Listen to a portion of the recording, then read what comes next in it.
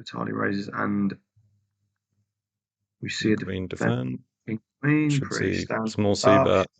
Range bet, yeah, it's the range bet for anywhere from 20 to 30%. Seems very reasonable, which he does find. King Queen, I think can start raising now, I quite but like a small raise, yeah, with a bunch of your range. Go to like 2.2x or something and put a lot of pressure on Queen Jack off, even like Ace 9 off.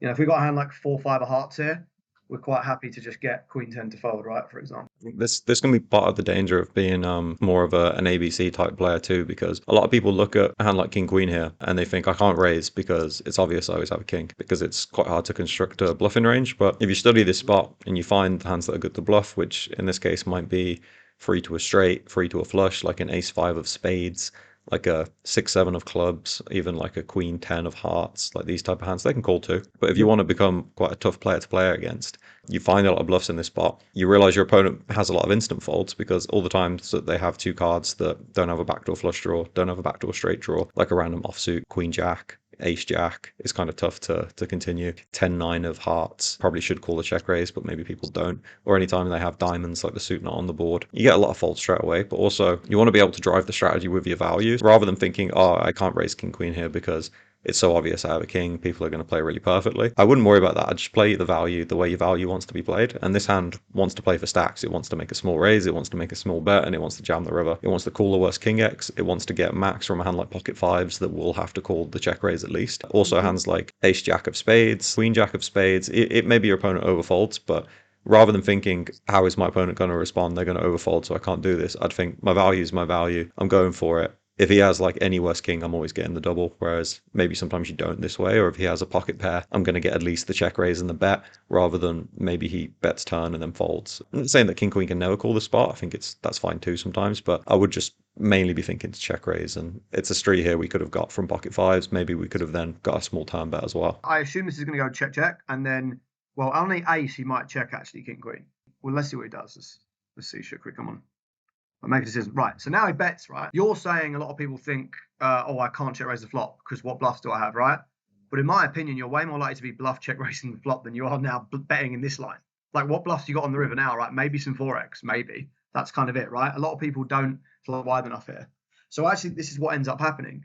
The same school of thought that's like, well, I can't check raise the flop because I don't have any bluffs, ends up betting the river for themselves anyway. And it's like, well, that looks even less like you've got a bluff, and you've just trapped a king, and you've got here with it, and you don't ask to check back. So yeah, I think that's the first point. But the second point, you're right as well, mate. And I agree with everything you said. We want to build our strategy around what our value wants to do. But also, right, if you're sat there telling me that you don't want to check raise the flop because you've always got a king, then fucking check raise when you don't have one, obviously. When you say those words out loud, surely an alarm bell should go off. Hold on a minute.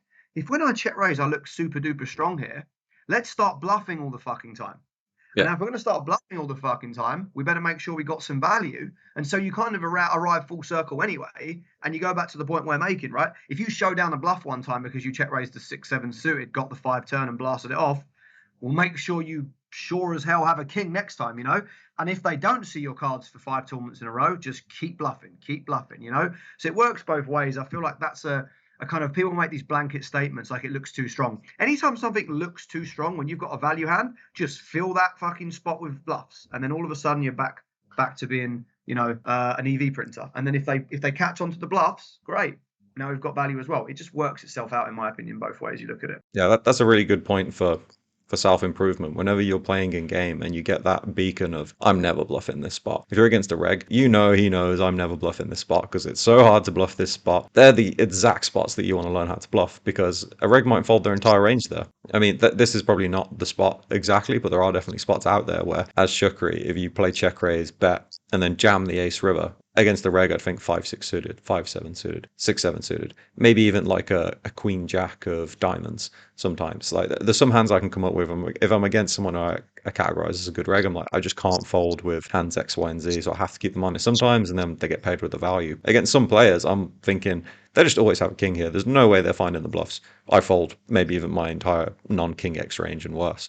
And that's a really dangerous thing for me to do, because if I'm massively overfolding, that's a massive room for exploiting my opponent. But obviously it's a constant. He knows that I know that he knows it's a leveling war. And as soon as you get to the level where you're making bluffs your opponents don't give you credit for. That is a world of EV, at least against good players. Obviously, it's a lot harder to play against good players because they're going to be able to think more in depthly about the game. They're going to be able to figure things out more. But while that gap is still there, while you still have the image of someone that might not find bluffs in a spot that is really hard to find bluffs, but you find them, that's one of the biggest exploits you can make. And this might be an example of it in a lower stakes environment where it's just a paired dry board where the turn doesn't bring a flush draw. It's pretty hard to find a check raise bet jam here as a bluff, and maybe your opponent just folds everything worse than a king. Absolutely, and this would have been the kind of board where exactly the 7-6, 6-5, 7-5 are going to be natural continues. In this situation now, if I'm Vitali, I'm sick with ace queen, and I may call it because I might be like ace jack, ace 10 value bet. But if I've got like ace 3 suited and I get to the river here, I think I'm just going to fold. I think I'm actually going to fold every hand. Like against most people, I'm actually going to fold every hand on the river here that doesn't beat or chop with value, in my opinion. So like I say, strong ace-x, I'll probably believe he can get here with some ace-x maybe. But weak ace-x and worse, I'm out.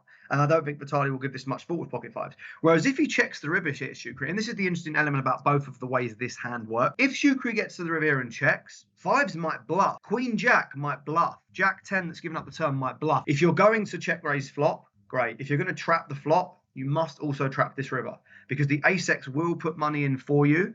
And hands that aren't good enough to show down will bluff, including perhaps a hand as weak as fives. Sorry, as strong as fives, which has, quote unquote showdown value. So I don't like this river bet at all. I think it's, again, he just doesn't want Vitali to check back as opposed to thinking about how the ranges look. Also, when you call flop, you have a lot of 4x. One other point, I think we should actually look at this one in Chippy V just to get a good sense of it. So the way this hand played out is betting entire range, calling with a range which is only medium strength type hands, so maybe the occasional king x, a lot of 4x, some pocket pairs, some ace highs, some hands like queen jack with a backdoor. Turn checks through, so they get to the river with that entire range. Then when the ace hits the river, Vitali still has ace queen, ace jack, ace 10, a lot of ace highs, whereas Shukri has a lot of 4x. So on the river, it's kind of lopsided where it doesn't make sense to obviously value bet a 4 anymore. It doesn't make sense to value bet an 8 anymore because so many ace-x improve as this player's range. When you do want to bet the river as Shukri, you're saying, I'm saying I've got at least better than a medium ace. I'm saying I've got maybe ace 9, maybe ace 10, maybe ace jack, around there or better.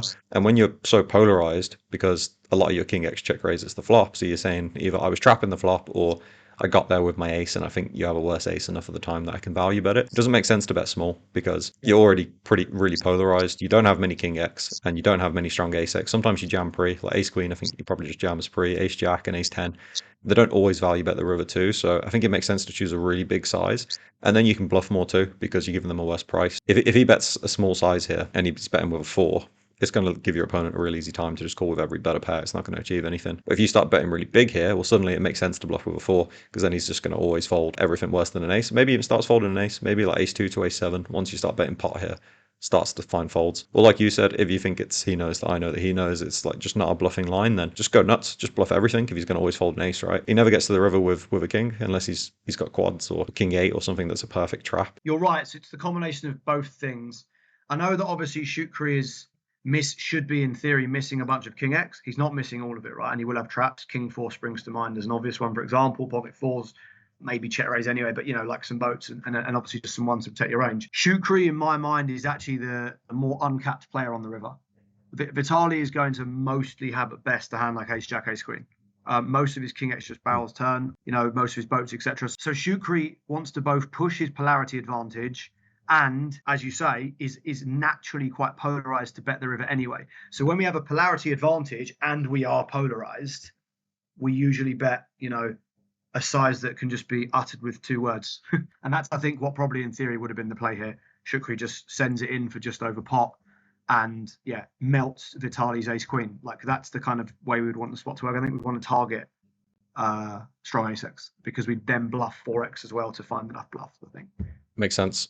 So this is just a chippy v 20 big blinds situation, but it's going to be okay to look out for this.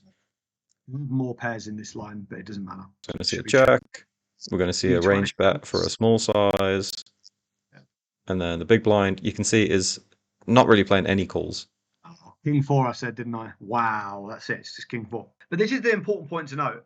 And this is where I think people miss it. And it's definitely different in ICM. Just we want to check raise of a lot of our range. 4-5 suited just wants to get him to fold queen 10 off. And I think that's really important. What people do is they go, A, it looks like I always have a king, and I'm not bluffing enough. And B, oh, I don't want to start bloating the pot with pocket fives or a four. And it's like, well, you actually do, because you generate loads of EV from just getting the immediate fold equity. And then you balance that obviously with having all your king X. So yeah, you just basically, I'm surprised king 4 is such heavy check raise. I thought it was more the middling boards where our opponent have so much offsuit trips. I thought it wouldn't be as much. But even still, I'm not surprised to see a heavy check raise. And it's a good strategy because people don't know how to play against it. It's difficult, you know. Isn't that 4-3 is even just folding the flop sometimes? It was interesting. But it's got very little visibility down the streets, you know. So the raise doesn't have to be big too. So this is just a solver basically saying, doesn't make that much sense for me to call. This is obviously the boat, the super nuts, and like a hand like ace jack still dominate hands that bet, so it can make sense to call some hands like this, or like some suited aces have backdoors. And trap ace is pure on the flop, I think, just because it's a really nice one. I just want him to like turn a 2-pair with queen jack or something, whereas obviously in theory he'll continue like queen jack a bunch, jack 10, more than they will in reality, I think. Yeah, when I click check raise, we'll see that they are supposed to call the flop with hands like even 10-9 of hearts is, I imagine, supposed to bet call the flop. Maybe we need like a jack 10 of hearts, but it's going to be a massive defending range. But let's have a look. Yeah, sure. Way less folding than people would expect. Like everything with backdoor continues pure. Even 10-8 of hearts calling sometimes on the flop. Yeah, exactly. 8-7 because it's got a backdoor with the 4. 8-7 of 8-7. clubs even. 8-7 of clubs. Right. So drink this in, guys, because this is what they need to defend to stop us from being able to check raise anything without looking. And even when they defend this, we're allowed to practically check raise our whole range, right? So in my opinion, it's not easy to fight this hard to see a turn.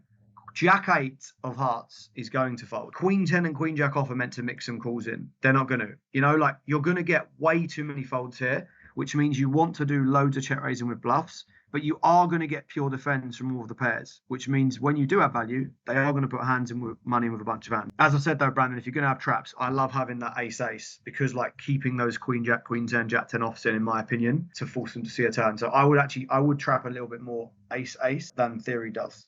But other than that, a little bit of free betting in position from the hands that need a lot of protection, which is pocket fives, pocket sixes, and some of this, and there's noise around it. But the reason the flop free bets happen is because the big blind is then supposed to 4-bet jam with a 4, so you can kind of have a little click war, get it in on the flop with pocket fives and sixes, and know that you're dominating all these 4x. Sometimes you run into a king, but in practice, this spot plays out so much differently because people don't check raise enough with 4x. They definitely don't just rip the flop versus the free bet enough. Obviously, take everything with a pinch of salt because he knows that I know he knows it's a constant reversal. Like the check raise is probably going to be the main print here because they're not going to call with a lot of the hands they're supposed to call versus the check raise. Maybe sometimes they call with the wrong hands too. It looks like ace jack doesn't like to call as much as 7-8 of clubs, which is probably quite surprising and counterintuitive to most people. It's just the way that the ranges play against each other, but still quite surprising. It's also that Brandon, for example, 8-7 of spades can turn, 20-25% against the king. Ace jack is dead. Hands that can turn an open ender, hands that can turn a straight and a flush draw, they can catch up, right, against the value, whereas the offsuit overcards that look, air quote, stronger are fucked against the value. So like 8-7 does just as well as ace jack does against the 4, right, except it can get there against the king. Yeah, interesting note too. Like if you have 8-7 here, even if you're against 8-4, turn the 8, you're still ahead. That's the other thing as well. Yeah, and 7-4. Yeah, no, that's a very good point as well. You can see why Vitali's thinking about this because it is a weird line. Like, why are you betting on this card that's good for me? But again, it's an alarm bell spot. If they don't care the card's good for you, it's more than likely that they had it. It's not a spot that people want to bluff a lot, is it, right? Like you get to the river with a bluff, you're not thinking, that's my card. There's my ace. I'm thinking exactly on the brick, I'll make ace X fold. That's often the way it works. People target ace high, so when the ace hits, I think river ace is one of the least bluffed cards in the deck ever. I like this fold from Lynn, under the gun with just over 40 bigs, 6-handed, 7-8 suited, but covered by these two players. I think that's a pretty good fold. Yeah, I agree. Something like 10-9 probably where we start there. 9-8 would be close. Laurent's got 10-5 offsuit on the button, and he's in the mix. This is kind of interesting because it just shows he covers one of the players, sure, but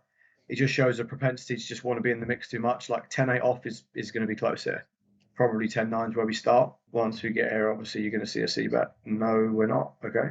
Yeah. I would just probably always C-bet. We've got the heart, the gut shot. We've got 10 high. Yeah, I think if you C-bet this hand, you're going to fold out all the 10-7 through to even like queen 10. So you liven up your 10. You've got backdoor hearts. You've got a direct gut shot. So a lot of ways to improve. I think King Jack offsuit would have just folded to a C-bet, which obviously is great for this hand. But now King Jack is bluffing. So in a weird way, it is a weird way of playing the hand has actually worked out well for him. I wouldn't bluff King Jack here because I don't have a heart. We need a heart. With a heart, I think we could. I agree. This is what's going to happen now. Is this board's so much better for the big blind? Lawrence hit the absolute jackpot. I don't hate Vitali's bet in the sense that it's such a good board for us and he should be ultra capped Lawrence, but I think we just want to heart a bit more equity. Lawrence should just pure call now because bluffs are dead a lot of the time and we have the 10 hearts. Yeah, we continue the story, right? The story on the flop was this board's not good for me. I check. You don't want to ruin the story. You want to keep inducing bluffs. You want to say, okay, I've got an okay hand. Maybe I've got high cards with one heart. So then when the hearts brick, your opponent over bluffs, and then you have a really nice hand to call or potentially even raise. Yeah, exactly. I think raising would be again, it's a bit of a blunder. I think that's a call.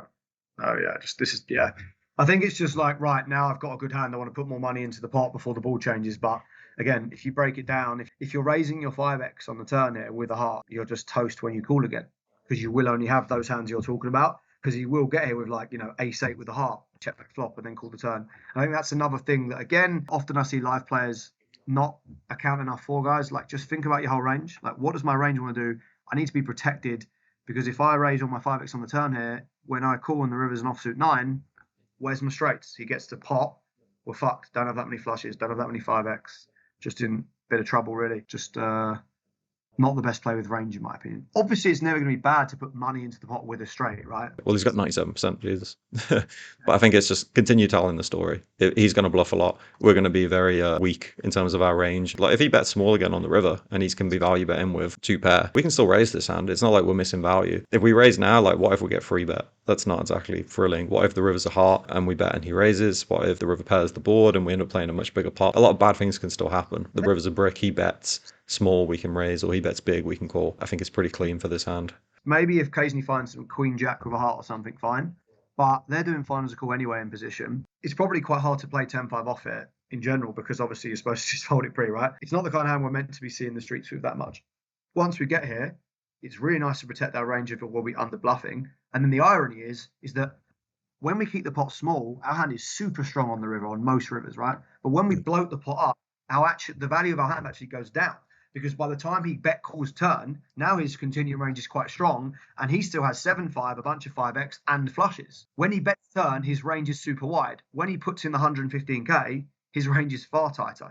On a lot of rivers, our hand's not, the quote unquote nuts anymore. So yeah, definitely would just fold pre, bet flop, and then call turn. Understand that this is another example of opponent played a hand in a way which is weird and hard for them to have it, i.e. check back the flop, raise the turn, and then they had it. Same as like the king queen in the last hand. They bet a card that was good for us. They raised the card that was good for us. Generally, people have it in that line because it's not a spot that is attractive to bluff. You've already kind of weakened your range and you've already came into a situation where your range is struggling. So then if you want to play aggressively, it's like going against that natural story. Yeah, he likes to fight for pots, eh? I will say, like, if you've got that loose aggressive image like Lawrence does, he can get away with more weird plays, quote unquote. It's harder to fold. The continues in that last hand are just going to be pairs and flush draws, straights and flushes, etc. anyway, or 2 pairs. So it's not probably going to make too much of a difference there. If you hold on the turn with 2 pair or a pair and a heart, and then he bets the river, it's a lot harder to fold against him because he's more in the mix and he's capable of playing big pots. I will give him that. Like, even though it's a weird narrative and he had it this time, if he's massively over bluffing that spot, he very well could be in the moment. It's just harder to play against. It's not just a blanket.